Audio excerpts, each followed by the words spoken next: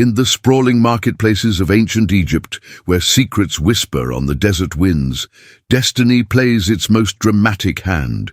She lives among the common folk, a humble artisan, unaware of the royal blood coursing through her veins. A pharaoh's daughter, lost to memory, hiding in plain sight. But one man, a brilliant common scribe, sees the truth, a truth that could shatter her world and ignite a revolution. Will duty triumph over a love born against all odds, or will a forgotten princess rise from the shadows to reclaim her destiny? Welcome, devoted listeners, to The Forgotten Princess. We are thrilled to share this epic romance with you.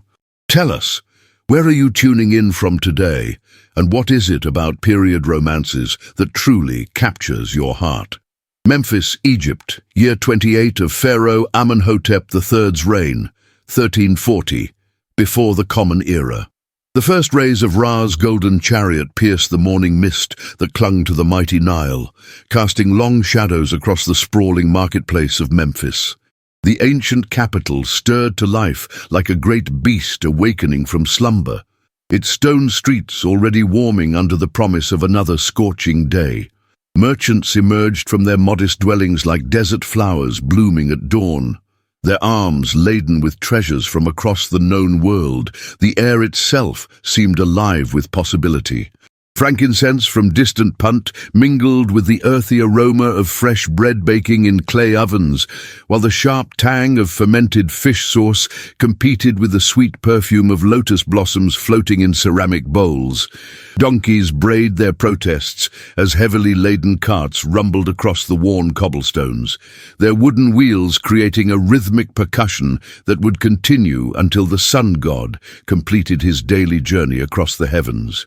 In the heart of this magnificent chaos stood a young woman whose presence seemed to command attention without her even realizing it. Aya moved through her morning routine with the fluid grace of a temple dancer, arranging her handcrafted amulets on a worn linen cloth with the same reverence a high priestess might show sacred relics. Her fingers, stained with the blue-green patina of copper and silver, traced each piece as if blessing it with some invisible power. She was 22 years old, though the weight of unspoken sorrows in her honey-colored eyes suggested she had lived far longer. Her skin held the warm, golden hue of desert sand at sunset, unmarked by the harsh lines that typically aged those who labored under Egypt's merciless sun. When she moved, there was something indefinably different about her bearing, the way she held her shoulders, the natural arch of her neck, the unconscious elegance with which she gestured. The other merchants had long ago stopped questioning why customers seemed drawn to her stall like moths to flame, why even the most hardened traders spoke to her with unusual deference. "Blessed morning, Aya," called Kamwaset from his neighboring spice stall, his weathered face creasing into a smile. The old merchant had been watching over her since Merit's death 2 years prior, though he never spoke of the reasons why. "The gods favor us with another day of prosperity." Aya returned his greeting with a smile that transformed her entire face, chasing away the melancholy that seemed to hover around her like morning mist. "May Ra's light shine upon your trade, uncle," she replied, using the affectionate term that had no basis in blood but felt as natural as breathing. As the marketplace filled with the day's first customers, Aya found herself once again marveling at the strange knowledge that seemed to flow through her fingers whenever she worked with the ancient symbols. She could read hieroglyphs as easily as others read the expressions on familiar faces, though she had no memory of learning such skills. Merit had always claimed it was a gift from the gods, but Aya suspected there were secrets her beloved guardian had taken to the afterlife. The morning progressed with its usual rhythm of haggling and laughter, of coins changing hands and stories being shared over cups of sweet date wine. Aya was examining a piece of lapis lazuli when a commotion near the fountain caught her attention. Her blood turned to ice water as she witnessed a scene that struck her very soul like a physical blow. Two palace guards, their bronze armor gleaming with the arrogance of authority, had cornered a small girl who could not have seen more than 12 summers. The child's thin frame shook with terror as one guard raised his leather whip, his face twisted with the cruel pleasure of one who enjoyed inflicting pain upon the helpless. "Worthless slave," the guard snarled, his voice carrying the cultured accent of the palace. "You dare spill wine on a nobleman's sandal. Perhaps a few lashes will teach you proper respect." The marketplace had fallen silent, its usual cacophony replaced by the heavy tension that always accompanied the abuse of power. Vendors and customers alike averted their eyes, knowing that interference could mean their own destruction. But something deep within Aya's chest ignited like a flame touched to oil. Without conscious thought, she moved. Her body seemed to know exactly what to do, muscle memory guiding her through movements she had no recollection of learning. In 3 fluid strides, she placed herself between the guard and the trembling child, her chin raised with unconscious authority. "Stop!" she commanded, her voice carrying a resonance that seemed to echo off the ancient stones. "She is but a child, and the offense was clearly accidental." The guard's eyes widened with surprise, and then narrowed with anger. "How dare you interfere, market woman? Stand aside before I add your back to the day's entertainment." But Aya did not move. Instead, she shifted her weight in a way that spoke of training she should not possess, her hands positioning themselves with the instinctive knowledge of someone who had been taught to fight. When the guard raised his whip toward her, she caught his wrist with lightning speed, applying pressure to a point that made him cry out in pain and drop his weapon. "The child meant no harm," Aya repeated, her voice steady despite the thundering of her heart. "Surely the great palace guards have more important duties than terrorizing the innocent." The second guard stepped forward, his hand moving to his bronze dagger, but something in Aya's bearing gave him pause. There was something about the way she stood, the natural authority in her voice, the fearless way she met their eyes. Around them, the crowd had begun to murmur, but not with the usual fear. Instead, there was something else in their voices, a recognition they could not name, a reverence that seemed to rise from some deep, ancestral memory. "You will regret this interference," the first guard hissed, cradling his injured wrist. But even as he spoke the threat, both men were backing away, as if some invisible force compelled them to retreat. As the guards disappeared into the crowd, Aya knelt beside the trembling child, her fierce expression melting into one of infinite gentleness. "Are you hurt, little one?" The girl shook her head, her large eyes filled with wonder rather than fear. You made them afraid," she whispered. "How did you make them afraid?" Aya had no answer.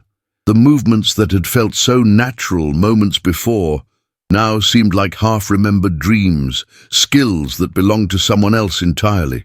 She helped the child to her feet, pressing a small copper coin into her palm. "Go now, and be more careful around the palace folk." As the girl scampered away, Aya became aware that the entire marketplace was watching her with expressions she could not interpret. There was respect in their eyes, but something more, something that made her skin prickle with unease. She returned to her stall with as much dignity as she could muster, but her hands trembled as she rearranged her amulets. From across the square, hidden in the shadow of a spice merchant's awning, a pair of dark eyes had witnessed the entire encounter with growing amazement. Seneb had arrived in Memphis 3 days prior, his mission clear and his disguise carefully crafted. He was to investigate reports of forged royal amulets appearing in the marketplace, symbols of power that should have been buried with the dead or locked away in temple vaults. But what he had just witnessed defied all explanation. The young woman's movements had been those of someone trained in the ancient combat arts, taught only to the royal family and their personal guards. Her voice had carried the unmistakable authority of noble blood, and the crowd's reactions suggested they sensed something in her that transcended her humble circumstances. Seneb adjusted his plain linen robes and began to move closer. his trained eye cataloguing every detail of the mysterious woman. She was beautiful, certainly, but it was not her beauty that held his attention. It was the way she carried herself when she thought no one was watching, the unconscious grace that spoke of a breeding that could not be faked or learned. He positioned himself at a nearby stall, pretending to examine a selection of bronze mirrors while keeping the woman in his peripheral vision. When a customer approached her with a papyrus scroll covered in hieroglyphic text, Seneb's breath caught in his throat. The woman, Aya he had heard others call her, took the scroll with casual familiarity and began to read aloud. But she was not simply reading the common symbols that any educated person might know. She was translating complex royal inscriptions, religious texts that were supposed to be known only to the highest priests and the royal family themselves. "This is a prayer for safe passage to the afterlife," she explained to her customer, her finger tracing the ancient symbols with reverent care. "It speaks of the soul's journey through the Duat, guided by the wisdom of Thoth and protected by the strength of Horus. Such prayers were once reserved for pharaohs and their beloved dead." The customer nodded appreciatively, clearly impressed by her knowledge, but Seneb felt as if the ground had shifted beneath his feet. No common marketplace vendor should possess such learning. The texts she was reading were kept in the most sacred chambers of the temples, accessible only to those of the highest rank and purest bloodline. As the day wore on, Seneb found excuse after excuse to remain near her stall, his amazement growing with each passing hour. Everything about her spoke of contradictions that should not exist. Her hands bore the calluses of honest labor, yet her movements held the refined grace of palace training. Her clothing was simple linen, yet she wore it with the unconscious elegance of someone accustomed to finer things. Most disturbing of all, when she thought herself unobserved, her face would settle into expressions of profound sadness, as if she mourned for losses she could not even name. The sun had reached its zenith when Seneb witnessed something that made his blood run cold with recognition. A young boy had fallen while chasing a runaway goat, scraping his knee badly on the rough stones. Aya immediately went to his aid, tearing a strip from her own garment to bind the wound. As she knelt beside the child, her sleeve fell back, revealing her shoulder. There, stark against her golden skin, was a scar in the perfect shape of an ankh, the symbol of eternal life, the mark that had been described in royal records with painful precision. Seneb's hands began to shake as 20 years of careful investigation suddenly crystallized into terrifying clarity. He knew that scar. He had read about it in documents so secret that merely possessing them could mean death. It was the identifying mark of Princess Nefertari, beloved daughter of Pharaoh Amenhotep III and Queen Sitamun, who had vanished during the palace massacre 20 years prior. The princess, who was supposed to be dead, whose body had never been found, whose disappearance had been one of the great mysteries of the reign. But here she was, alive and beautiful, and utterly unaware of her true identity, selling amulets in a Memphis marketplace like any common artisan. The implications crashed over Seneb like a flooding Nile, threatening to drown him in their complexity. If this woman truly was Princess Nefertari, then everything he thought he knew about the royal succession was wrong. The current pharaoh's claim to the throne, the entire structure of the kingdom, the very foundations of Egyptian power, all of it could be built upon lies and murder. As Aya finished tending to the boy's wound and sent him on his way with a gentle smile, Seneb struggled to control his racing thoughts. His duty was clear. He should report this discovery immediately to his superiors in the palace. But something in the woman's face, some quality of innocence and genuine kindness, made him hesitate. She had no idea who she really was. That much was obvious from her complete lack of pretension, her genuine care for the common people around her. If he revealed her identity, she would be thrust into a world of political intrigue and deadly danger that she was utterly unprepared to navigate. But if he remained silent, He would be betraying his oath of service to the crown. As the afternoon shadows began to lengthen, Seneb made a decision that would change the course of both their lives. He would watch her, learn more about her circumstances, and try to understand how a lost princess had come to live such a humble existence. Only then would he decide whether to reveal the truth that could either restore her to her rightful place or destroy them both. The marketplace continued its ancient rhythm around them, merchants and customers flowing like the eternal Nile, unaware that destiny itself walked among them in the form of a young woman who sold amulets and possessed the unconscious grace of forgotten royalty. In the growing shadows of late afternoon, two souls had found each other across the vast gulf of social class and hidden identity, though neither yet understood the magnitude of what the gods had set in motion.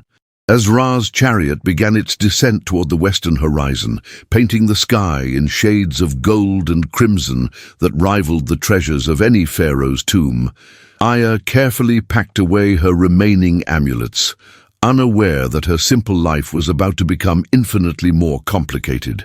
Somewhere in the crowd, Seneb watched her every movement, his heart torn between duty and a growing fascination that threatened to consume his very soul. The first chapter of their story had been written in the dust and shadows of an ancient marketplace, but the gods alone knew how their tale would end.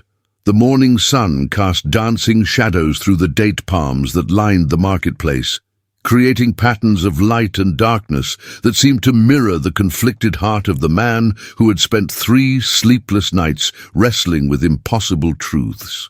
Seneb adjusted the rough-woven basket on his arm, filled with spices he had no intention of selling, and made his way through the familiar chaos toward the stall that had become both his obsession and his torment. Aya was already there, of course, arranging her amulets with the same careful reverence she showed each morning. Today, she wore a tunic of pale blue linen that brought out the golden flecks in her eyes, and Seneb found himself memorizing every detail of her appearance like a man trying to capture sunlight in his hands. The way the morning breeze stirred the loose tendrils of hair that had escaped her braid, the unconscious grace with which she moved, the small furrow of concentration between her brows as she examined each piece for imperfections. "Good morning, Aya," he called out, his voice carefully modulated to sound casual, despite the thundering of his heart. "I see the gods have blessed us with another beautiful day."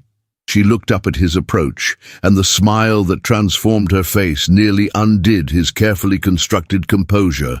There was something luminous about her joy, as if happiness was a rare and precious gift she had learned to treasure completely when it appeared. "Seneb," she replied, and the way she spoke his name sent warmth spreading through his chest. "I was hoping you would return today. I have been thinking about our conversation yesterday, about the symbolism of the scarab beetle in funeral rites. Over the past 3 days, their exchanges had evolved from simple merchant transactions into something far more dangerous. What had begun as Seneb's calculated attempt to study her had transformed into genuine intellectual communion that left him breathless with its intensity. Aya possessed a mind that could match his own, leaping from topic to topic with the agility of a temple cat, her insights often surpassing those of the learned scribes he worked alongside in the palace. "Ah, yes," Seneb said, settling into the now familiar rhythm of their discourse. "You mentioned that the scarab's journey through dung mirrors, the soul's passage through the trials of the afterlife." "Exactly." Aya's eyes lit up with enthusiasm, and she leaned forward slightly, unconsciously closing the distance between them. "But I have been wondering about the deeper symbolism. The scarab emerges transformed, just as the soul must be purified before it can join the gods. Do you think the ancient priests understood this as a metaphor for the transformations we must undergo in life, not just in death?" The question struck Seneb with unexpected force, not just for its theological sophistication, but for its personal relevance. Here he was, undergoing his own transformation, his carefully ordered world shifting beneath his feet like sand in a desert storm. He found himself studying the curve of her lips as she spoke, the way her hands moved expressively through the air, the unconscious elegance that marked every gesture. "I think," he said slowly, "that transformation is often painful, even when it leads us toward truth." Something flickered in Aya's eyes at his words, a shadow of recognition that made his breath catch. For a moment, the marketplace around them seemed to fade into insignificance, leaving only the two of them suspended in a bubble of shared understanding. "Truth," she repeated softly, her voice carrying a weight that seemed far too heavy for such a simple word. "Sometimes I wonder if truth is a blessing or a curse. There are nights when I dream of things I cannot remember, when I wake with the taste of secrets on my tongue." Seneb's hands clenched involuntarily at her words. If only she knew how close to the surface those secrets lay, how one revelation could shatter the peaceful existence she had built like a stone thrown into still water. But before he could respond, a customer approached, and the moment dissolved into the practical demands of commerce. As Aya attended to her business, Seneb found his attention drawn to the subtle details that continued to reinforce his growing certainty about her identity. The way she automatically straightened when addressing others, as if some inner voice reminded her to maintain proper posture. The unconscious authority in her voice when she explained the significance of various symbols. Most telling of all, the reverent way she handled anything bearing royal hieroglyphs as if touching sacred relics. When the customer departed, Seneb seized the opportunity to deepen his investigation. "Your knowledge of the ancient texts is remarkable," he observed. "Where did you learn to read the old script so fluently?" A shadow crossed Aya's face, and she was quiet for so long that Seneb wondered if she would answer at all. When she finally spoke, her voice carried the weight of old grief. "Merit taught me," she said simply. "My guardian, the woman who raised me after my parents died. She said I had a natural gift for languages, that the gods had blessed me with the ability to understand their written words. But sometimes—" She paused, her fingers unconsciously tracing patterns on the cloth before her. "Sometimes when I read the old prayers, I hear another voice speaking them alongside mine, a woman's voice, soft and musical, as if someone once sang these words to me as lullabies." Seneb's throat tightened with emotion he dared not show.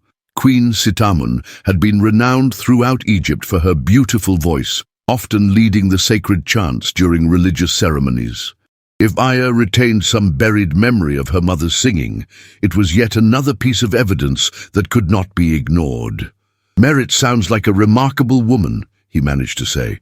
"She was everything to me," Aya replied, her voice thick with unshed tears. "When she died 2 years ago, I thought the grief would destroy me.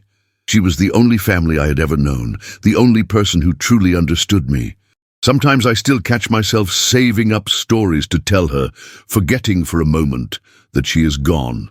The raw pain in her voice made Seneb want to reach out and comfort her, to pull her into his arms and promise that she would never have to face such loneliness again. The intensity of his desire to protect her shocked him with its ferocity. He was a man trained to maintain emotional distance, to analyze and observe without becoming personally involved. Yet here he was, falling deeper under her spell with each passing moment. "I am certain she loved you deeply," he said, his voice rougher than he intended. "The way you speak of her, the values she clearly instilled in you, the education she provided, these are the gifts of someone who saw you as precious beyond measure." Aya's eyes filled with tears that she blinked away quickly, but not before Seneb caught the shimmer of moisture that made them look like pools of liquid amber. "Thank you," she whispered. "It means more than you know to hear someone speak of her with such respect." The moment stretched between them, charged with an electricity that had nothing to do with the approaching storm clouds gathering on the horizon. Seneb found himself leaning closer, drawn by an invisible force that seemed to emanate from her very being. The scent of jasmine and sandalwood that clung to her skin filled his senses, making his head spin with longing. "Aya," he began, not even certain what he intended to say, but she suddenly straightened, her attention caught by something beyond his shoulder. "How strange," she murmured, her brow furrowing with concern. "That man has been watching us for the past hour. Do you know him?" Seneb turned casually, his trained eye immediately cataloguing the figure lurking near the pottery stalls. The man's clothing marked him as a palace servant, but his posture and the way his eyes constantly scanned the crowd suggested military training. More alarming still was the small bronze medallion barely visible at his throat, the mark of Horemheb's personal intelligence network. Ice water seemed to replace the blood in Seneb's veins as the implications crashed over him. If Horemheb's spies were already investigating the marketplace, it meant someone had reported unusual activity. Perhaps the incident with the guards 3 days ago had drawn unwanted attention, or maybe there were other signs that a trained observer might recognize. "I do not know him," Seneb replied carefully, "but perhaps we should take a walk. The afternoon heat is becoming oppressive." Aya nodded, quickly securing her remaining amulets in a leather pouch. As they moved away from her stall, Seneb positioned himself between her and the watching spy, his mind racing through possible escape routes and contingency plans.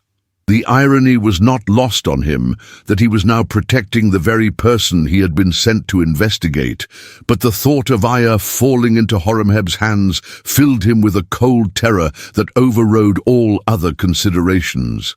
They walked in companionable silence through the quieter residential streets that bordered the marketplace, past mud brick houses with their small gardens of herbs and vegetables.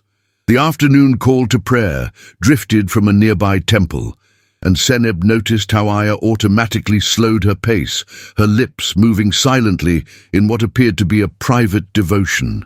"You are very devout," he observed. "Merit taught me that the gods are always listening," Aya replied. She said that prayer was not about asking for favors, but about remembering our place in the great tapestry of existence. "When I pray, I feel connected to something larger than myself, as if I am part of a story that began long before my birth and will continue long after my death." Her words carried a weight of wisdom that seemed far beyond her years, and Seneb found himself wondering what other lessons Merit had passed down to her charge. The more he learned about Aya's upbringing, the more convinced he became that Merit had been deliberately preparing her for something, instilling values and knowledge that would serve a future queen. As they paused beside a small shrine dedicated to Isis, Aya suddenly gasped, her hand flying to her temple as if struck by a sudden pain. "What is wrong?" Seneb asked, immediately alert for danger. I do not know," Aya replied, her voice shaky. "For a moment, I saw something. A woman kneeling before this very shrine, but she was dressed in the finest linen, with gold at her throat and wrists. She was praying for the safety of her child, begging Isis to protect her daughter from those who would do her harm." Seneb's blood turned to ice.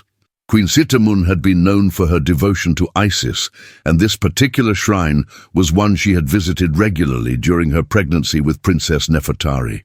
If Aya was beginning to recover buried memories, it could only mean that the trauma of her early childhood was starting to surface.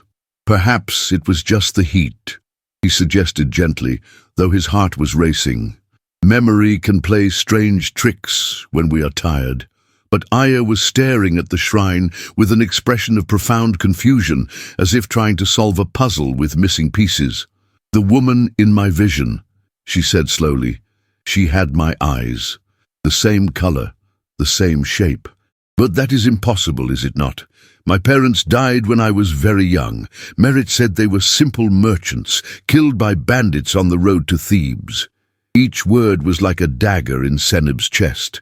The lies that had protected her for 20 years were beginning to crumble, and he could see the first cracks of doubt appearing in the foundation of everything she believed about herself. Part of him wanted to tell her the truth immediately, to end the deception that was tearing him apart. But another part recognized that such a revelation would shatter her world completely, leaving her vulnerable to dangers she could not even imagine. "Memory is a mysterious thing," he said carefully. "Sometimes our minds create images from stories we have heard or dreams we have forgotten. It does not necessarily mean anything significant." But even as he spoke the words, Seneb knew he was fighting a losing battle against fate itself. The truth had a way of emerging despite all attempts to bury it, and he could sense that forces beyond his control were already in motion. The question was not whether Aya would discover her true identity, but whether he would be the one to reveal it, and whether either of them would survive the consequences. As the sun began its descent toward the western horizon, painting the sky in shades of gold and crimson that rivaled the treasures of any pharaoh's tomb, Seneb made a silent vow that whatever came next, he would protect this remarkable woman with his life. She might be a lost princess, but she was also something far more precious. She was the woman who had captured his heart completely, irrevocably, and against all reason. The gods alone knew what price they would both pay for this forbidden love that bloomed like a lotus in the shadow of ancient secrets. The festival of Thoth had transformed the Memphis marketplace into a tapestry of color and sound that rivaled the grandest celebrations in the palace itself. Banners of crimson and gold fluttered from every stall, while the air shimmered with incense and the melodic chanting of priests honoring the god of wisdom. Children darted between the crowds like bright fish through coral reefs, their laughter mixing with the rhythmic beating of drums and the haunting melodies of reed flutes. Aya moved through the festivities with a lightness of spirit that had been absent since Merit's death, her heart buoyed by the growing connection she felt with Seneb. Over the past week, their conversations had deepened into something that transcended mere friendship, creating an intimacy that both thrilled and terrified her. There was something in his dark eyes when he looked at her, a hunger that went far beyond physical desire, as if he saw depths in her that she herself had never recognized. "The celebration is magnificent this year," she said, accepting a cup of honeyed wine from a passing vendor.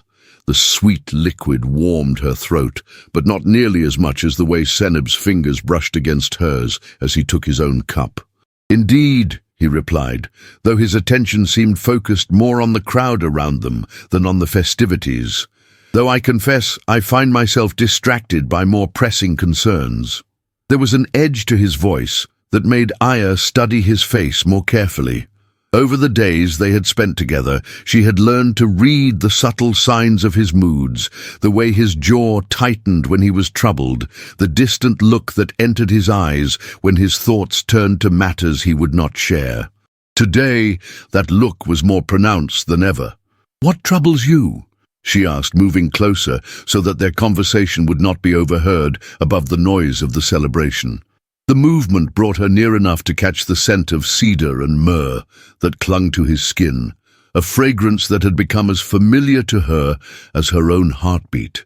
Seneb was quiet for a long moment, his gaze scanning the crowd with the practiced eye of someone accustomed to identifying threats. When he finally spoke, his voice carried a weight that made her stomach clench with sudden apprehension. "Aya, there are things about your past that you do not know, secrets that Merit kept to protect you, but I fear that protection may no longer be sufficient." Before she could respond, a commotion near the fountain caught their attention. A group of palace guards had surrounded an elderly man whose weathered face was twisted with pain and terror. Even from a distance, Aya could see the blood trickling from his split lip, the way his hands shook as he tried to shield himself from their blows. "Please!" the old man gasped, his voice carrying across the suddenly quiet square. "I know nothing about any lost princess. I'm just a simple potter trying to earn enough coin to feed my grandchildren." The words hit Aya like a physical blow, driving the breath from her lungs and making her vision blur at the edges. Lost princess. The phrase echoed in her mind with a resonance that seemed to awaken something deep and terrible in her memory. Suddenly, the world around her began to shift and change, the festival sounds fading into the distance as images flooded her consciousness with devastating clarity. She saw corridors of polished marble stained with blood, heard the clash of bronze weapons and the screams of the dying. A woman's voice, musical and desperate, whispering prayers over a small bundle held tight against her chest.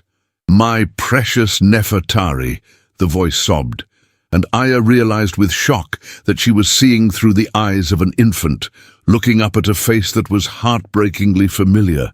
The woman had her own eyes, the same golden color, the same distinctive shape. But this face was framed by an elaborate headdress of gold and lapis lazuli, marked by the urious serpent that proclaimed her royal status. "Merit!" the woman called, and suddenly another figure appeared, a younger version of the woman who had raised Aya. But this Merit wore the leather armor of a palace guard, her face grim with determination as she reached for the infant. "My queen, we must go now," Merit urged, her voice tight with urgency. "Horemheb's mercenaries have breached the inner chambers. There is no time left." The scene shifted, and Aya felt herself being carried through passages that seemed to stretch endlessly into darkness. Behind them, the sound of pursuit grew closer, punctuated by Merit's labored breathing and the occasional clash of weapons as she fought off attackers while still protecting her precious burden. "The princess must survive," Merit panted, pressing a kiss to the infant's forehead. "She is Egypt's hope, the true blood of the pharaohs. I swear by all the gods that I will protect her with my life." The memory shattered as Seneb's hands gripped her shoulders, his face pale with concern as he studied her expression. "Aya, what is happening? You look as if you have seen a ghost." "I remember," she whispered, her voice so faint that he had to lean closer to hear her words. "I remember my mother's face, the night the palace burned. Merit was not just my guardian, was she? She was a royal guard, sworn to protect the queen's daughter." Seneb's face went ashen, confirming her worst fears without the need for words. The truth she had been unconsciously avoiding for weeks crashed over her like a flooding Nile, washing away every certainty she had clung to about her identity and her place in the world. "Who am I?" she demanded, her voice rising with a desperation that cut through the festival noise around them. "Tell me the truth, Seneb. I can see in your eyes that you know." Before he could answer, a new voice cut through the air like a blade, cold and commanding and filled with deadly authority. "She is Princess Nefertari, daughter of Amenhotep III and Queen Sitamun, rightful heir to the throne of Egypt, and she is about to die." They spun toward the voice to find themselves surrounded by a circle of armed men whose bronze weapons gleamed in the afternoon sun. At their head stood a figure that made Aya's blood turn to ice water in her veins. He was tall and powerfully built, with the bearing of a career soldier and eyes that held no trace of mercy or compassion. "Commander Kitty," Seneb said, his voice carefully controlled, despite the tension radiating from every line of his body. "I was not aware that palace security had extended their operations to include festival celebrations." The commander smiled, but there was no warmth in the expression. "When the security of the realm is at stake, we go wherever duty calls us, and our duty today is to eliminate a threat that has been allowed to fester for far too long." Aya felt the world spinning around her as the full implications of the situation became clear. These men had not stumbled upon them by accident. They had been hunting her, following some trail that had led them directly to this moment. Somewhere in the crowd, someone had betrayed her location to Horemheb's forces. "She is innocent," Seneb said, stepping protectively in front of Aya despite the hopelessness of their situation. "She knows nothing of politics or power. She has lived as a simple merchant for 20 years. "Innocence is irrelevant," Commander Katie replied. Blood is what matters, and her blood carries a claim that threatens the stability of the kingdom. Horemheb has been generous in allowing her to live this long, but that generosity has reached its end. The circle of soldiers began to close in, their weapons raised and ready, but as they moved, something extraordinary happened to Aya. The fear that had paralyzed her moments before transformed into something else entirely. A cold fury that seemed to rise from the very depths of her soul. Without conscious thought, she found herself moving, her body responding to training she had no memory of receiving.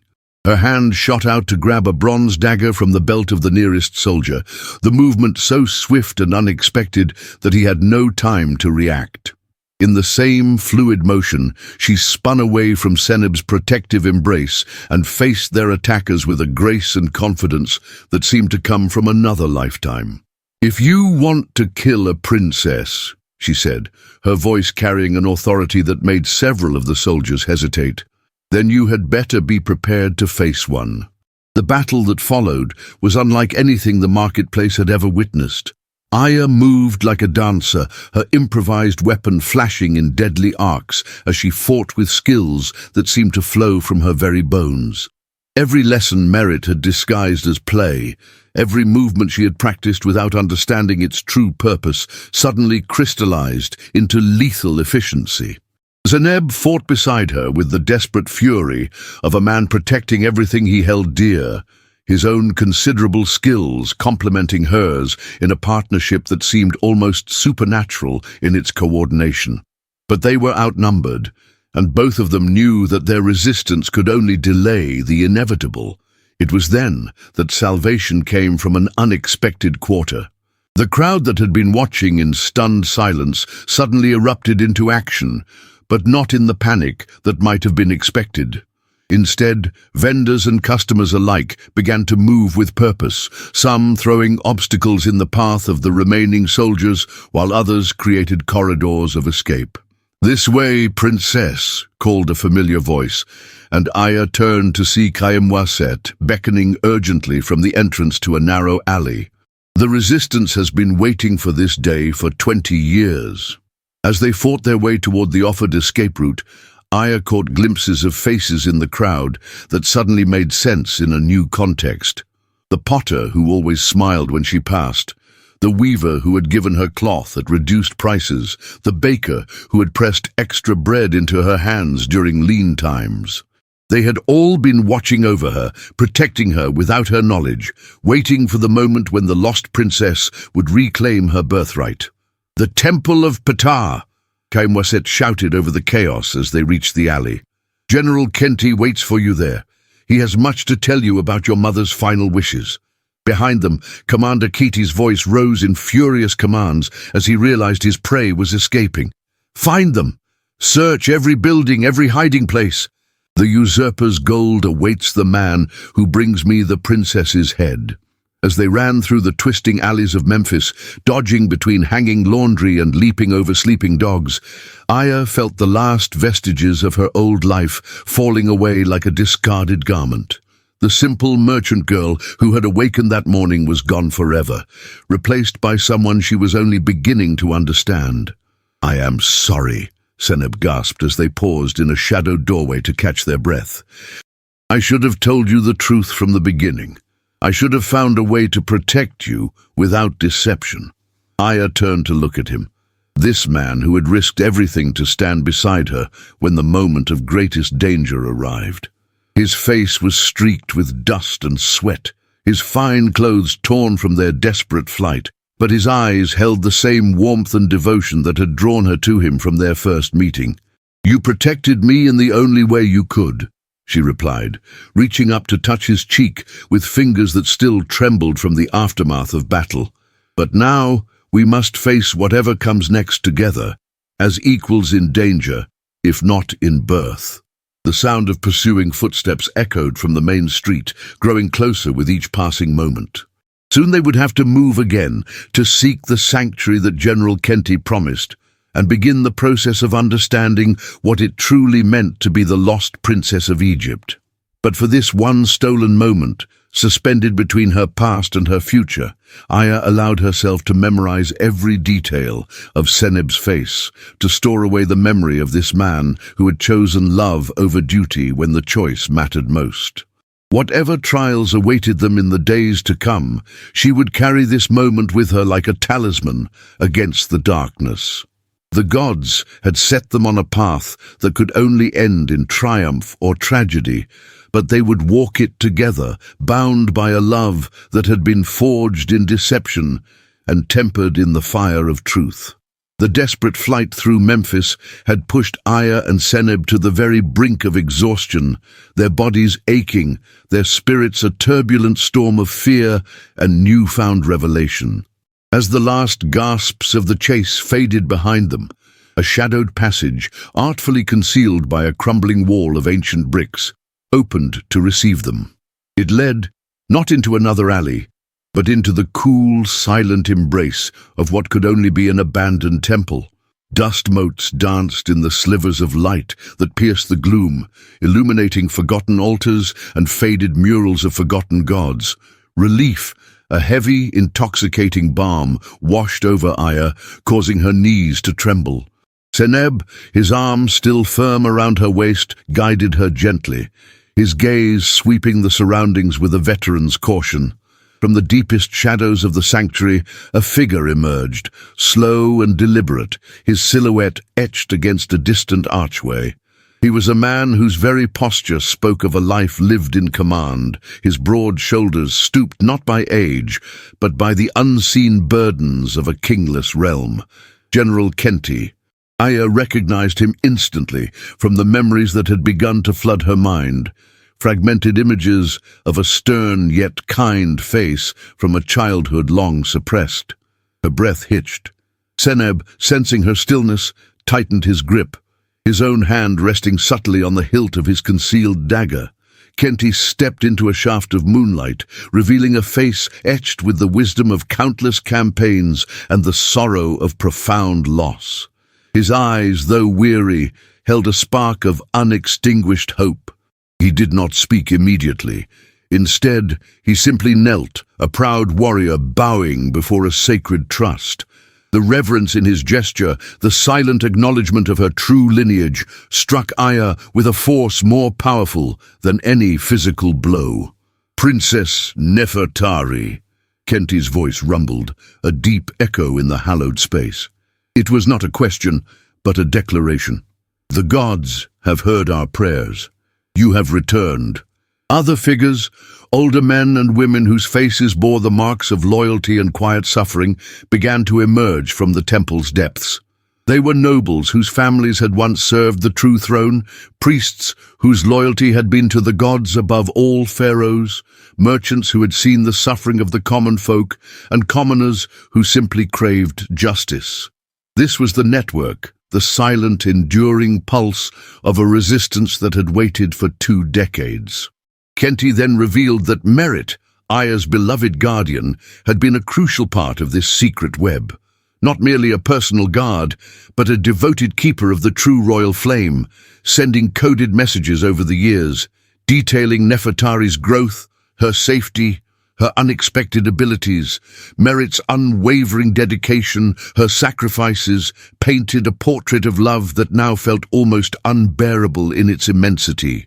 The full weight of Merit's selflessness settled upon Aya's heart, a bittersweet testament to a love that transcended blood. The revelation of Merit's enduring legacy was a double-edged blade. On one side, it was a balm to Aya's grieving heart, confirming that the love she felt for Merit had been returned with a fierce, protective devotion that spanned a lifetime. On the other, it cemented her destiny, tightening the invisible chains that bound her to a throne she had never desired. She stood amidst the assembled resistance, their eyes fixed upon her with a blend of reverence and expectation. General Kenty, with his military precision, laid out the structure of their long-held resistance. He, with his seasoned wisdom, would command their forces. High Priest Amenemheb, his ancient eyes burning with spiritual fire, would handle the crucial task of religious legitimacy, reminding the people of the gods' true chosen. And noblewoman Tie, a woman whose beauty had not faded with age, but rather sharpened into a formidable intelligence, would navigate the treacherous waters of court politics, influencing the few remaining loyalists within Horemheb's grasp. Their communication system was an intricate web, a testament to years of meticulous planning. Marketplace vendors, seemingly innocent peddlers of goods, carried coded messages hidden within baskets of spices or rolls of linen. Temple priests, cloaked in sacred duties, passed intelligence during ancient rituals. Traveling merchants, their routes crisscrossing the land, acted as vital couriers. They had established safe houses, discreet sanctuaries scattered throughout Egypt, each a haven where loyalists had been diligently preparing for this very moment. Resources, too, had been meticulously amassed, weapons carefully forged and hidden, gold smuggled and hoarded, supplies enough to sustain an uprising. It was a secret kingdom, patiently awaiting its rightful queen. As the full scope of the resistance unfolded before her, a profound internal conflict began to rage within Aya. Her heart yearned for the simple life she had known with Seneb, for the quiet mornings at her stall, for the freedom of obscurity. The weight of the crown, unseen yet crushing, descended upon her shoulders. She gazed at Seneb, his presence a silent anchor in this tempest of revelation, and a wave of despair washed over her. Could she truly trade their fragile happiness for the immense, terrifying responsibility of an entire nation? Yet the harrowing tales of Horemheb's tyrannical rule, whispered by the resistance members, began to chip away at her reluctance. They spoke of exorbitant taxes that crippled the common folk, forcing families into starvation. They recounted horrors of forced labor, entire villages toiling under the searing sun to build monuments to Horemheb's ego, their bodies breaking under the merciless whips of his overseers. High priest Amenemheb spoke of the religious persecution, of ancient rites twisted, of the gods' true worship defiled to serve the usurper's insatiable thirst for power. The faces of the suffering, the stories of their torment, etched themselves onto Aya's soul. She saw Nebet, the young girl she had saved in the marketplace, and countless others like her, trapped in a web of cruelty. A dawning moral obligation began to eclipse her desire for personal happiness. She understood with chilling clarity that her choice now was not merely about her own life, but about the lives of thousands. Her personal happiness, her love for Seneb, seemed a negligible price if it meant liberating Egypt from the clutches of a tyrant. It was then that General Kenti presented her with Merit's final hidden letter. Its papyrus, fragile with age, bore Merit's familiar, elegant script. It was not a plea, but a powerful exposition of royal duty, explaining that true queenship was not about privilege, but about selfless service, about bearing the heavy burden of a nation's fate with courage and compassion. The letter ended with a simple, profound truth. The greatest love is that which sacrifices for the many. A tear traced a path down Aya's cheek, burning with bittersweet understanding. Her path, once shrouded in mystery, was now undeniably clear. Her training began with a fierce intensity. High priest Amenemheb undertook her spiritual awakening, guiding her through ancient rituals and meditations that connected her to the very essence of the gods, helping her understand her divine right to rule. Noblewoman Tie, with her aristocratic grace, gave Aya a crash course in court protocol, the subtle dance of statecraft and the treacherous politics of ancient Egypt. Aya devoured the lessons, her keen mind absorbing every detail. And under General Kenti's watchful, unyielding eye, she rediscovered her warrior skills. She trained relentlessly, the movements Merit had disguised as childhood games now honed into lethal precision. Each swing of the blunted sword, each block, each parry, unlocked a deeper memory, a more profound connection to the warrior queen within. Her body, once delicate, now became a vessel of power and grace. Physical exhaustion was a constant companion, but with it came the exhilarating surge of rediscovering her inner strength, her true self. As weeks turned into months, Aya's transformation became evident to all.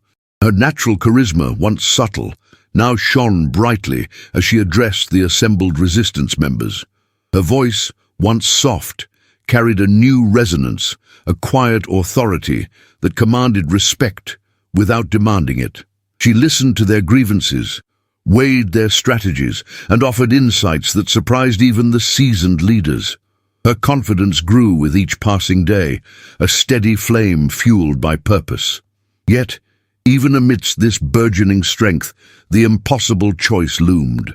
The Leadership Council, in a somber meeting, delivered their demand. Lord Rameses, a powerful nobleman with vast lands and a formidable army, was crucial to their cause. His support would legitimize Nefertari's claim in the eyes of the wavering elite and provide the necessary military might to challenge Horemheb. The price? Marriage. Aya must marry Lord Rameses. The words struck her like a physical blow, colder than any desert night. A gasp escaped her lips, quickly stifled. Her eyes flew to Seneb, who stood quietly by her side, his face a mask of carefully constructed composure, yet the subtle tightening of his jaw, the almost imperceptible tremor in his hand, betrayed his own heartbreak. Seneb, ever noble, ever loyal, prepared to step aside. His eyes, dark pools of unshed sorrow, met hers in a silent acknowledgement of their shared pain. He understood the political reality, the cold, harsh truth that without noble backing, their revolution would surely fail, and thousands would die. His sacrifice, though unspoken, was a wound that tore at both their souls. It was a choice between their love and the liberation of Egypt. The crushing weight of responsibility threatened to suffocate Aya. But then, a spark of defiance, a fierce, unyielding flame, ignited within her. No, she would not sacrifice love for duty. She would not accept that the path to a free Egypt had to be paved with a broken heart. Her voice, clear and resonant, cut through the somber air of the council chamber. She refused. She would not marry Rameses. Instead, she would propose to change the ancient laws. She would find a way to unite love and power, to forge a new path for Egypt, one built on justice and compassion, not on ancient stifling traditions. A stunned silence followed her declaration, broken only by the quiet, hopeful intake of Seneb's breath. Even as Aya found her resolve, the storm gathered on the horizon. News of Horemheb's rage reached the hidden temple like poisonous whispers carried on the wind. The usurper, having discovered the existence of the resistance, unleashed a brutal crackdown. Loyalists suspected of treason were publicly executed, their bodies left as grim warnings in the sun-baked squares. Reports of allies in danger, of marketplace friends, their faces once filled with light, now twisted in agony under torture, fueled the resistance's fury. Kayemwaset, their brave contact in the market, was captured. The thought of his suffering ignited a burning resolve within Aya. Then came the chilling ultimatum. A messenger, cloaked in Horemheb's colors, arrived at the temple's concealed entrance. Horemheb demanded Aya's immediate surrender. If she refused, more innocent lives would be taken, their executions broadcast for all to see. The horror of the ultimatum, the moral dilemma it presented, was almost unbearable. But it solidified their resolve. There was no more time for hesitation. Strategic planning intensified. The Festival of Ra, a day when the capital would be crowded with pilgrims and revelers, was chosen as the moment for their final confrontation. It was a gamble, a desperate, audacious move to reclaim what was hers by divine right. The day of the festival dawned, a blaze of golden light that seemed to bless their cause. Aya, dressed not in the coarse linen of a market girl, but in robes of pure white, symbolizing a new beginning, stood ready. Seneb, his hand resting on her arm, his eyes filled with a mixture of pride, fear, and boundless love, offered her a silent promise of unwavering support. As the city below swelled with life, its streets a riot of colors and sounds, Aya, with Seneb and her council by her side, emerged from the hidden temple. Her appearance before the people of Memphis was a moment suspended between time and destiny. A collective gasp rippled through the stunned crowd as they saw her, Princess Nefertari, alive. She began to speak, her voice clear and resonant, proclaiming her true identity, her rightful claim to the throne. As she spoke, subtle divine signs, meticulously orchestrated by the loyal priests, began to unfold. A ray of sunlight seemed to strike an ancient statue of Ra at a crucial moment, illuminating it with an unearthly glow. Birds, released from unseen cages, soared above the crowd, forming the symbol of the Ankh in the sky. These carefully executed miracles convinced the awestruck crowd of her legitimacy, stirring a long-dormant belief in the true royal line. A murmur rose, growing into a roar of hopeful acclamation. Then from the palace Horemheb arrived. His chariot, drawn by 4 black stallions, cleaved through the crowd with ruthless force, his armored army a dark tide behind him. His face, contorted with rage and disbelief, was a mask of pure fury. The usurpation had been discovered, and the rightful queen had returned. This was no longer a hidden rebellion, but an open confrontation, an epic clash of destinies. Aya, her chin held high, met Horemheb's venomous gaze. Her heart thundered in her chest, but her voice remained steady, filled with righteous conviction. She formally challenged his right to rule, invoking ancient laws and the will of the gods. The people of Memphis, witnesses to this monumental defiance, held their breath, poised on the precipice of a new dawn or utter annihilation. The final battle for Egypt, for love, and for justice had begun. The challenge had been issued, the gauntlet thrown. No sooner had Aya's resonant voice echoed across the square of Memphis, proclaiming her rightful claim and denouncing Horemheb as a usurper, than the air fractured with the clash of bronze and the roar of men. The sun, usually a benevolent golden disk, seemed to blaze with furious intent, casting long, stark shadows as Horemheb's legions, massive and menacing, advanced. The battle for Egypt, for its very soul, had begun. It was not merely a skirmish. It was an epic confrontation, unfolding in the shadow of the colossal pyramids, their ancient stones witnessing the struggle for a dynasty's fate. The conflict was not confined to Memphis alone. Thanks to the meticulously built resistance network, word had spread like wildfire. Simultaneously, in Thebes, in Abydos, and in every major city where loyalists had patiently waited, the banners of the true queen, Queen Nefertari, rose. Multiple fronts ignited across the vast land of Egypt, drawing Horemheb's forces thin, sowing confusion and revealing the true wide scope of the rebellion. Aya, no longer the timid market girl, transformed into a warrior queen before the eyes of thousands. Dressed in simple yet regal battle attire, she rode at the head of her loyalist forces, her movements precise, her gaze unflinching. The Ankh scar on her shoulder, a symbol of eternal life, seemed to pulse with an inner light, a beacon of hope for her people. Her battle cries, learned from Merit's disguised lessons, were not screams of rage, but clarion calls for justice, inspiring her troops with a courage that transcended fear. Each swing of her sword, each parry, each calculated thrust was a testament to the training hidden deep within her memory, perfected by Kenti's rigorous tutelage. She fought with the grace of a dancer and the ferocity of a lioness, a living embodiment of the phoenix rising from the ashes of tyranny. By her side, a constant, unwavering presence was Seneb. His face, grim with determination, was that of a man fully committed, his past as a palace official stripped away by the raw intensity of the moment. He fought with the desperate valor of one protecting not just a queen, but the woman who held his heart. His strategic brilliance, honed in the scrolls of the palace, now found its true application on the battlefield. He anticipated Horemheb's maneuvers, redirected loyalist units, and protected Aya's flanks with an almost psychic understanding of her movements. His sword, flashing silver in the brutal sunlight, was a testament to his bravery, each parry, each thrust, a vow whispered to the heavens. He proved his worth not with titles, but with his unwavering loyalty and tactical genius.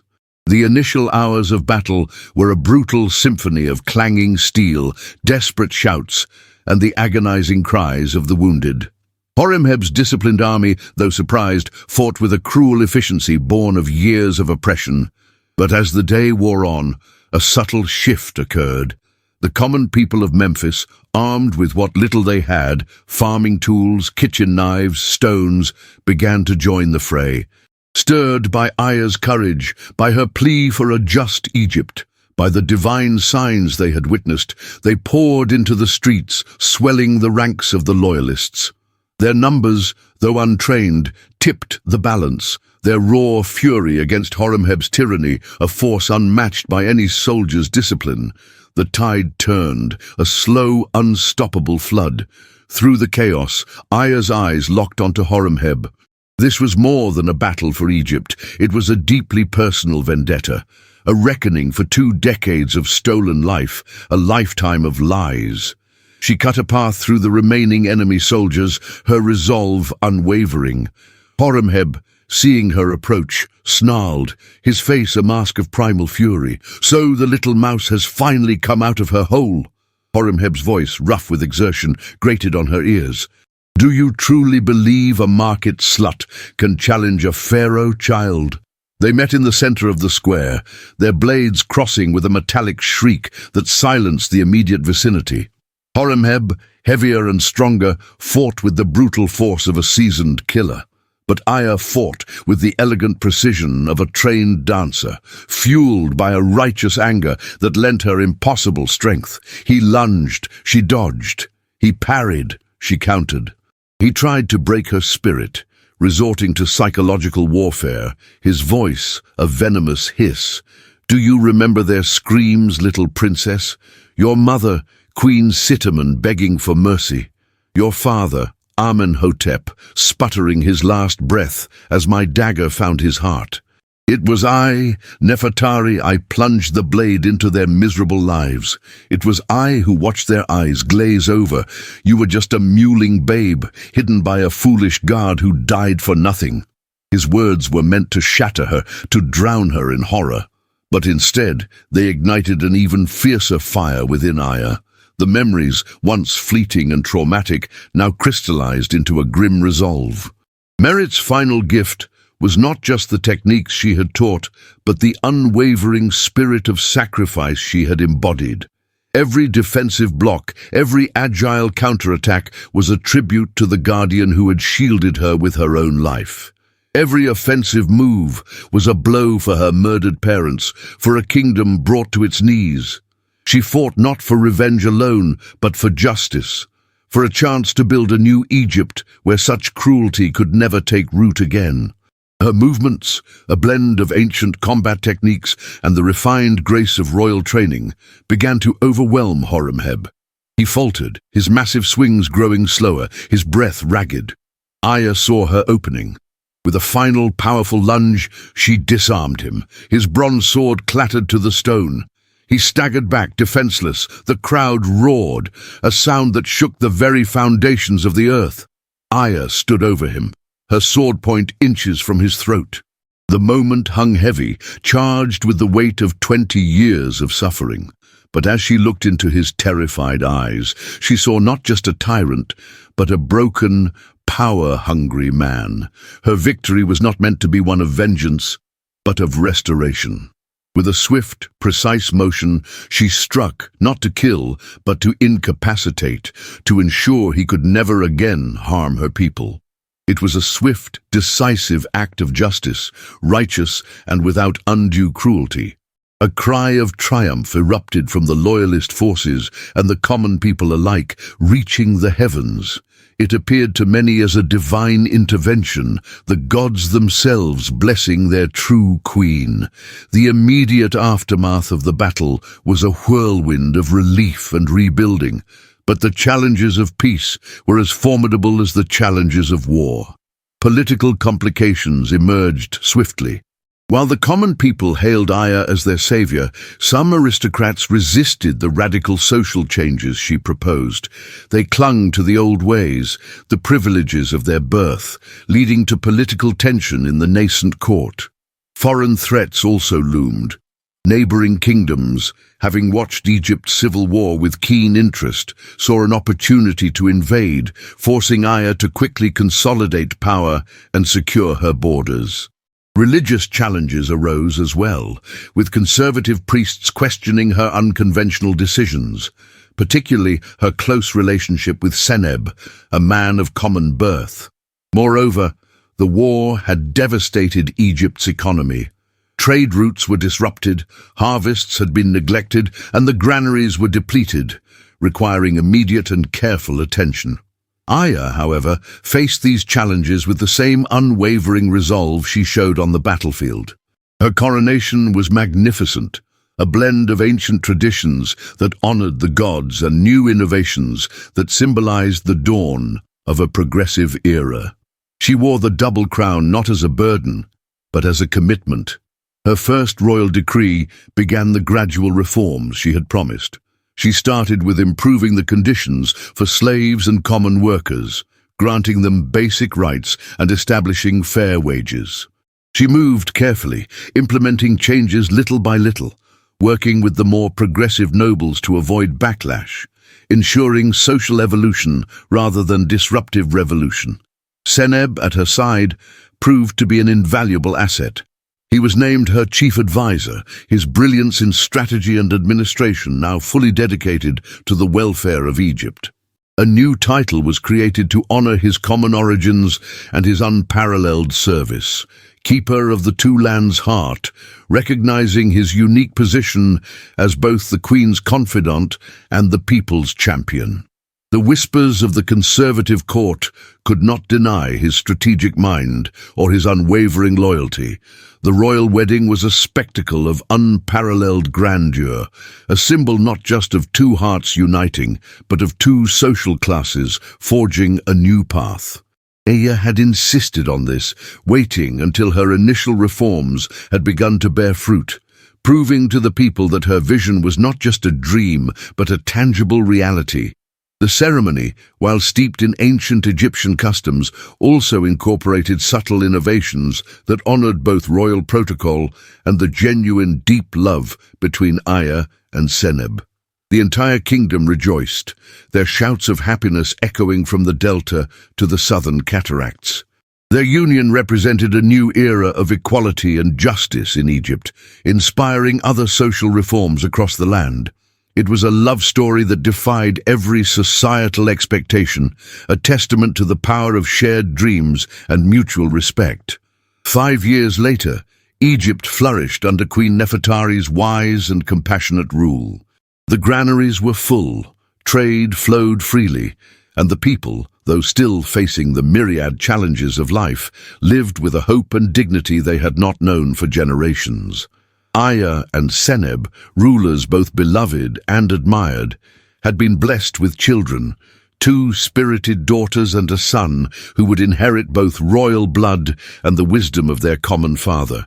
Their story became a living legend, told in every marketplace, etched in the hearts of the people, inspiring future generations to believe that love, truth, and courage could indeed overcome any obstacle.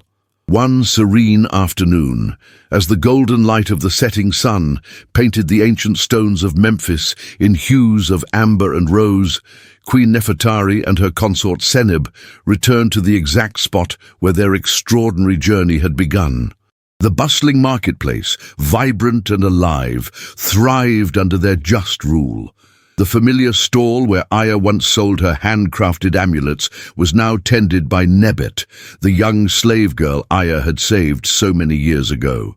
Nebet, now a confident young woman, beamed as she recognized her queen. her eyes shining with unwavering loyalty and affection, having become like a daughter to them. Aya and Seneb stood, their hands clasped, amidst the joyous cacophony of their thriving kingdom. The scents of frankincense and fresh bread still mingled in the air, just as they had on that fateful morning.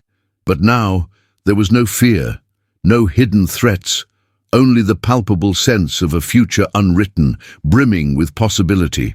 As the last rays of Ra's chariot dipped below the horizon, painting the sky in a final, glorious farewell, Aya leaned her head on Seneb's shoulder. Their love, forged in deception and tempered in the fires of betrayal, had not only conquered a tyrant, but had reshaped an empire. They had built a legacy not just of power, but of profound, enduring love. The land of Egypt, timeless and eternal, whispered their names on the evening breeze, a testament to two hearts beating as one, forever bound, forever triumphant. 5 years had unfurled across the timeless sands of Egypt since the great battle that crowned Queen Nefertari. The land, once ravaged by tyranny, now breathed with a revitalized spirit, a testament to its rightful queen's compassion and wisdom. The granaries, once barren, overflowed with bountiful harvests, and the Nile's yearly embrace brought not just life-giving waters, but also the promise of peace and prosperity. Trade routes, long silenced by conflict, buzzed with renewed activity, and the distant call of merchant ships on the great river sang a melody of abundance. Challenges, of course, lingered. The echoes of Horemheb's brutal reign could not be entirely erased in a mere 5 seasons, and the whispers of discontent from a few lingering noble families still clung to the shadows of the royal court. Yet, Egypt, truly, was thriving. At the heart of this flourishing new era stood Queen Nefertari and her consort, Seneb. Their love, forged in the crucible of deception and tempered in the fires of battle, had not merely withstood the passage of time, it had deepened into a profound, unshakable bond. The youthful passion that had drawn them together had matured into a quiet, unwavering devotion, each glance, each shared silence speaking volumes of their shared history and unbreakable connection. Seneb remained her most trusted advisor, his strategic mind and unwavering loyalty serving as the bedrock of her reign. He moved through the royal court with an authority born not of birth, but of invaluable service and the Queen's boundless trust. The political resistance he had faced from some conservative elements had, over time, dissolved into grudging respect, recognizing his unparalleled intellect and dedication to Egypt. Their love had blossomed into a family, a true union of two worlds. Queen Nefertari and Seneb had been blessed with 3 children, a vibrant daughter 2 years of age, whose spirited laughter echoed through the palace gardens, and twin sons, barely 1 year old, who possessed their mother's curious eyes and their father's quiet intensity. In their faces, one could see the blending of royal blood and common wisdom, a living testament to the new dynasty Nefertari championed. She ensured her children were raised with both the rigorous education befitting future rulers of Egypt and the deep understanding of the common people that Seneb had always embodied. They were taught the ancient hieroglyphs by royal scribes, but also learned the value of honest labor from the gardeners and artisans who tended the palace grounds. The social reforms Nefertari had initiated had begun to weave a new tapestry across Egyptian society. It was a slow, deliberate process, met at first with resistance from those who clung to the old order, but her unwavering resolve and careful implementation gradually eroded opposition. The conditions for the common worker had seen significant improvement, with fairer wages and working hours replacing the harsh demands of the past. The chains of slavery, while not yet fully broken, were loosening, with many finding new paths to freedom through education and opportunities for skilled trades. The marketplace, once a place of stark class division, now buzzed with the vibrant energy of increased social mobility, a testament to her vision. People from all walks of life mingled with a newfound sense of shared purpose, united under a queen who saw humanity in every soul, not just in noble blood. In solemn memory of those who had sacrificed everything for this new Egypt, Queen Nefertari had commissioned a magnificent temple. It stood not to a specific deity, but as a perpetual tribute to Merit and all the other loyalists who had fallen defending the true royal line. Its walls depicted scenes not only of great battles, but of quiet acts of courage. Merit shielding a child, humble merchants passing coded messages, priests praying in secret. It was a place of reverence, where the price of freedom was remembered, ensuring that no sacrifice would ever be forgotten. Today, as the sun began its majestic descent toward the western horizon, painting the sky in a breathtaking symphony of gold and crimson, Queen Nefertari and her consort, Seneb, stood at the very heart of the thriving Memphis marketplace. 5 years had transformed it profoundly. The air still carried the familiar sense of frankincense and fresh bread, but now the laughter was unrestrained, the faces unburdened by fear. They stood on the exact worn cobblestones where they had first encountered each other, two souls unknowingly entwined by destiny. The stall where Aya once sold her amulets was now tended by Nebet, the young girl whose desperate plight had first ignited Aya's forgotten spirit. Nebet, now a radiant young woman, oversaw a thriving business, her eyes bright with a joy that had once seemed impossible. She looked up, her smile illuminating her face as her queen approached, a gesture of deep affection passing between them that transcended their stations. Nebet, a symbol of the new Egypt, had become like a cherished daughter to them, a testament to the boundless possibilities that bloomed under Nefertari's compassionate reign. As the last golden light kissed the ancient stones, Aya turned to Seneb, her hand finding his. The sounds of the marketplace, once the cacophony of her simple life, now hummed with the vitality of the world she had built. In his eyes, she saw the reflection of their shared journey, the secrets, the dangers, the fierce, consuming love that had defied all odds. He squeezed her hand, a silent renewal of the promise they had made amidst the chaos of battle. Around them, the people they had uplifted, the kingdom they had saved, moved in joyous rhythm, utterly unaware of the poignant beauty of this quiet, sacred moment. In the land where the gods once walked, a love story became legend, proving that the greatest power is not in crowns or scepters, but in two hearts beating as one, and the courage to change the world for love. And so, our grand tale concludes, a saga woven with threads of destiny, duty, and a love that defied the very fabric of time and tradition. We journeyed with Aya, a seemingly humble market girl, only to witness her astonishing transformation into Queen Nefertari, a leader not just by birthright, but by the sheer force of her compassion and courage. We saw Seneb, a man bound by his oath, choose instead the perilous path of love, proving that true nobility lies not in lineage, but in the unwavering loyalty of the heart. Their story, born amidst the dusty chaos of ancient Memphis, reminds us that within each of us lies an untapped reservoir of strength, a hidden royalty waiting to be awakened. It teaches us that even in the face of overwhelming odds, a single act of kindness can ignite a revolution, and a love that burns true can reshape the world. Nefertari and Seneb showed us that the greatest power isn't in crowns or scepters, but in the courage to challenge injustice, to break free from the shackles of old ways, and to build a future where every soul can rise. Their journey whispers to us across the millennia. Never underestimate the quiet strength of the heart, for it is often the most profound force for change. What a journey it has been, hasn't it? We poured our hearts into bringing this epic romance to life, painting every scene with the vibrant colors of ancient Egypt and the raw emotion of forbidden love. Now we want to hear from you, our cherished audience. What part of Aya and Seneb's incredible story resonated with you the most? Which character's journey truly captured your imagination? If you were swept away by their passion, their struggles, and their ultimate triumph, please show your support by leaving a comment below.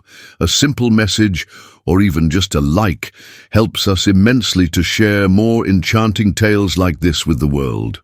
And to know who truly journeyed with us until the very last word, we invite you to type the word Phoenix in the comments. It's our secret way of recognizing the most devoted hearts among you. If you're hungry for more narratives brimming with destiny, profound love, and worlds brimming with magic and intrigue, be sure to check out our other stories linked right here in the cards. Until our next adventure, may your own life be filled with courage, purpose, and a love as enduring as the pyramids themselves.